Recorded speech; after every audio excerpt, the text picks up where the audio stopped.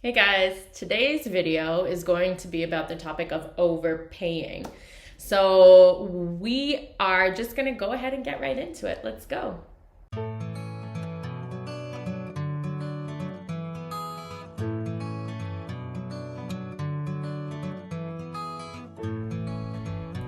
So today's market is a seller's market.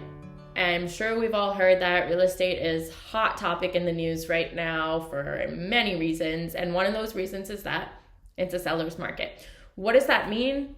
No inventory, lots of people wanting the product, price goes up. Any supply and demand chain, it's the same thing, right? We're seeing this right now in the pandemic. There's a shortage of manufacturing, shortage of labor. So what's happening? The prices are going up everywhere. Give you an example. We bought a couch 2 years ago. It shot up in price over $2,000. I don't think it's worth that, but guess what? The market says otherwise. It's not up to me to determine the price. It's up to the market.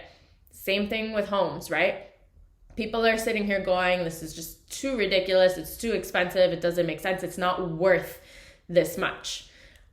To give you an example, I had a buyer that was looking at a home for $325,000. Now, there were about 6-7 offers on the table. I told them, hey, comparables show, and sometimes comparables mean nothing because you never know who's out there that's got a real love for this property. And sometimes emotion and logic, they're just two separate things whatsoever. But back on track. The comparables show that if you want this property, we need to put at least $376,000. They said, Kaitlen, we're overpaying at that price. Forget it. We're not putting that price. We're putting $329. We're giving them asking only. It's overpaying if we go $1 over.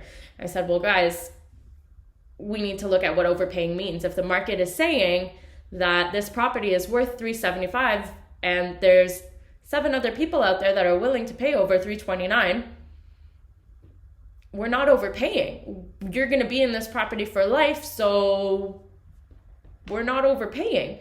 So let's take a look at that. What does overpaying mean for people? Because, everybody's situation is completely different. These guys in particular, they're looking for their forever home, so they're going to be there another 15 to 20 years. And that that property is going to take $50,000 over 20 years, no problem. And especially in this market, it's going to take $50,000 in the next 2 to 3 years.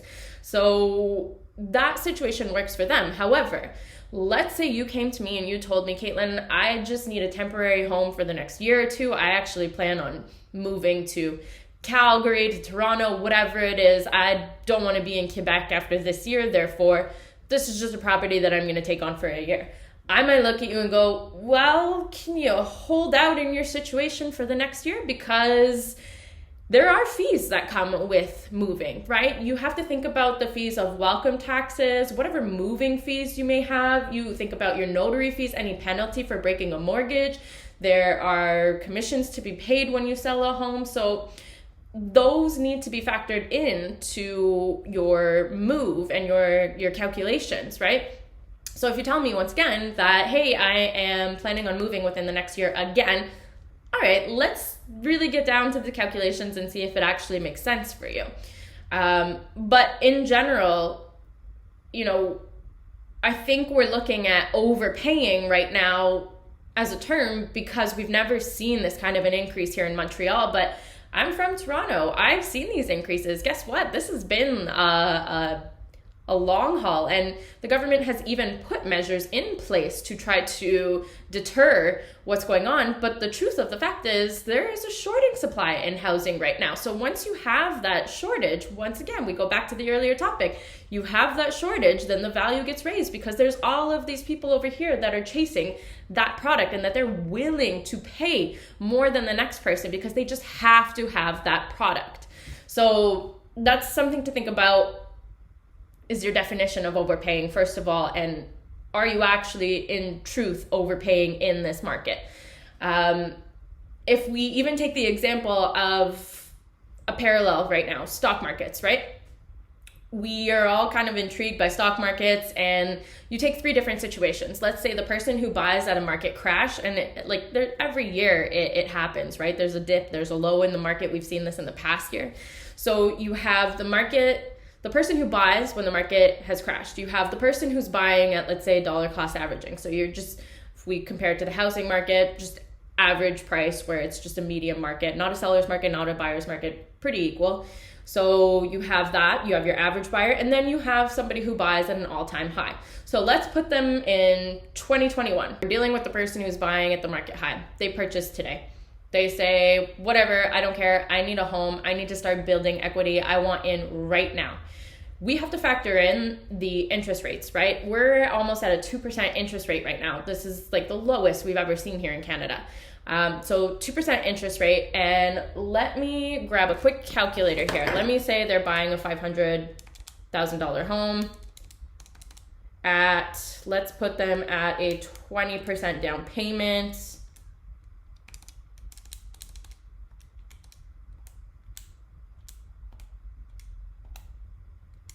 And a 25 amortization period, 25 years. Compute payment. So they're going to be at a payment of $1,693.80. Okay. So they start paying that right off the bat. Now let's go to person number 2, person who says, I'm going to wait until the market crashes. I want that low price. I don't want to pay. I'm overpaying if I pay right now. So they're going to go ahead and get a house at, let's say it goes down about $50,000, that same house, $450,000. And let's give them also a 20% down payment. And the thing is, with the housing market, when there's a crash, what happens to the interest rates? They go up. So let's give them a 3% interest rate. Compute payment, $1,703.68. So who's won? Is it the person who is overpaying? Or is it the person who has waited a year and now has the higher payments? You tell me. And let's go for person number 3, person who's buying on the average. How long are they going to have to wait until the market stabilizes? Nobody knows. So let's go ahead and say that they're waiting until 2023. So 2 more years. I'm not saying that this is what's going to happen. I'm just hypothetically speaking. Let's say it averages out in 2 years. So now, not only have they're renting right now, right? They're renting, let's put them at $1,200.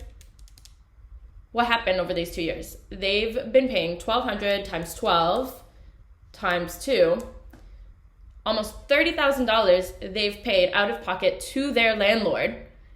And that's not money that they're ever going to get back. Whereas person number 1, who bought at the all-time high, they have been putting that $1,700, $1,600 back into their own pocket, back into their mortgage. They've gained that money back themselves. They're not throwing that away at a landlord. They will recuperate that money when they sell. So who's in the best situation of all these 3 people? The person that's overpaid? It doesn't seem so scary now, does it? I understand once again that everybody's situation is a little bit different, but let's not buy into all that clickbait that says the market is crazy, the market is crazy. This is just supply and demand. It's economics. It's part of life. It's just figuring out how to manage your wealth, and that's what I am here for. I am here to help you figure out which situation works best for you. So if you want to chat about it any further, you know where to find me. Let's chat, and I wish you guys all the best today.